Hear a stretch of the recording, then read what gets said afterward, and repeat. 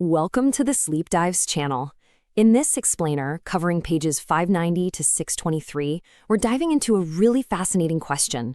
How do massive companies survive constant change without losing their best people? We're going to explore how to build these incredibly stable corporate communities, how to use simulated micro-worlds for learning, and how to harness the surprising power of play to solve problems that data alone just can't touch. So here's what we're going to cover. We'll start with the foundation, the idea of a corporate community. Then we'll look at the tools for learning, these so-called practice fields. After that, we'll see it all come together in an amazing story about the power of play. And, of course, we'll wrap up with how you can actually apply these ideas. All right, let's jump into our first section, the corporate community. This is all about a central puzzle. How can a massive organization offer the stability people crave while also having the flexibility to adapt to a constantly changing market? Now, this was the exact challenge a company like AT&T was facing back in the 1990s. I mean, they were dealing with downsizing, they needed totally new skills, but they didn't want to just let go of their most valuable asset, their people. So what on earth did they do? Well, they came up with something absolutely brilliant called ResourceLink. Just think of it like an internal temp agency, but for their own full-time permanent employees. So when a project ended or a department had to shrink, instead of getting a pink slip, an employee could join ResourceLink and get leased out to other parts of AT&T that desperately needed their skills. And the benefits were just huge. I mean, for the individual, you get stability. For the company, you get incredible efficiency. But the real genius, the truly amazing part, was that it created what you could call a corporate neural network.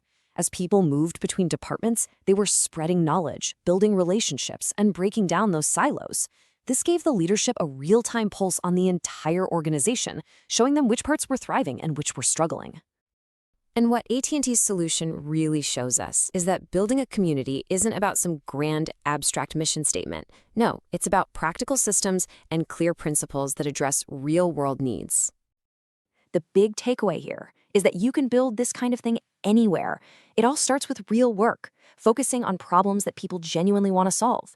Then you just take small steps and learn as you go. A huge key is to find those passionate, informal leaders. The source calls them Zoysia plugs, which is a great image. People whose enthusiasm can spread just like a hardy grass. If you support them and create a space for people to connect, you can build incredible momentum. And of course, acknowledge every contribution. It's those simple, consistent actions that build truly powerful communities. Okay, so if a strong community is the foundation, what are the tools for learning within it? Well, this next section explores that exact question. How can leaders practice making really high-stakes decisions without having to suffer the real high-stakes consequences? You see, the fundamental problem, as Peter Senge points out, isn't usually a lack of information. It's that our own mental models, the way we think the world works, are often flawed. We see a symptom, we react to it, and in doing so, we can accidentally make the underlying problem even worse. We need a way to see the whole system at play. And this is the solution, the Management Flight Simulator, or as it's called, a micro-world. It's literally a flight simulator, but for managers.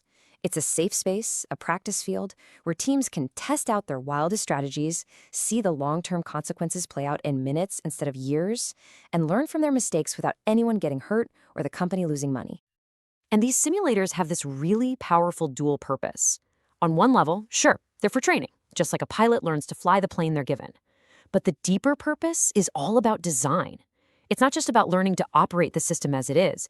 It's about figuring out how to improve the system itself. It's about building a fundamentally better theory of how your business really works. But to make these things work, it's not actually about the computer. In fact, the real learning happens in the conversations and the debates around the simulation. The whole goal is to get teams to stop just fighting fires and start seeing the underlying structures that cause those fires in the first place. All right, now for the really fun part. Let's see what happens when these ideas of community and simulated learning come crashing together. This final story from DuPont shows what's possible when you move from a computer screen to a simple game board. So let's set the scene. DuPont had this serious growing problem with maintenance costs. So they did all the research, they built these sophisticated computer models, and they proved with data that proactive maintenance, fixing things before they break, was the answer. But a year later, nothing had changed. The data was crystal clear, but the people on the ground just found it all too abstract. And this is the million-dollar question, isn't it? When you've got the right answer, you've got the proof, but you just can't get anyone to act on it. Why was there such a huge gap between knowing something intellectually and actually changing your behavior in the real world? And this is where everything changed. They had this incredible breakthrough. They realized the problem wasn't the data, it was the delivery. So they threw out all the complex computer models and they created something completely and utterly unexpected, a simple board game. Forget spreadsheets and charts. This was tactile. You're talking about a huge game board, poker chips for equipment and parts, and small teams playing different roles.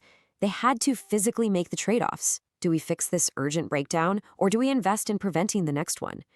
The key, as one of the developers said, was that it engaged the emotional element of making decisions. And the results? They were absolutely staggering. Teams that played this game went back to their plants and cut critical equipment failures by 50%. And get this, they did it in just 3 months.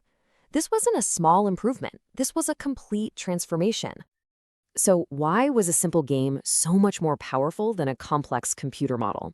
Well, it's because it took the players on an emotional and an intellectual journey. They didn't just see data, they experienced the system. They started out confused, then maybe a bit resistant, then they got competitive and tried to win.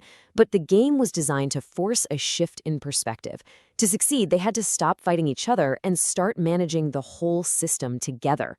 That journey from being a warrior to being a caretaker is what turned abstract knowledge into a deep, shared understanding. Okay, so having seen these powerful examples, how do we translate all of this from theory into action in our own work and our own lives? Here are 3 key things to take away. First, to build community, don't aim for something abstract. Just start a conversation about a real problem that people actually care about. Second, practice thinking in systems. Before you make a big move, predict the outcome. Then, after, go back and compare what really happened to what you expected. And finally, and this might be the most important one, remember DuPont. If you really want to change minds, don't just show people a spreadsheet. Create an experience. At the end of the day, this is all about designing better environments for us to think and collaborate. The most resilient organizations are built on strong communities, they provide safe practice fields for learning, and they understand the profound power of play to unlock completely new ways of seeing the world. And that leaves us with a final question to think about. What is one system, in your work or in your life, where progress isn't about getting more information, but about creating a shared experience that could change everything?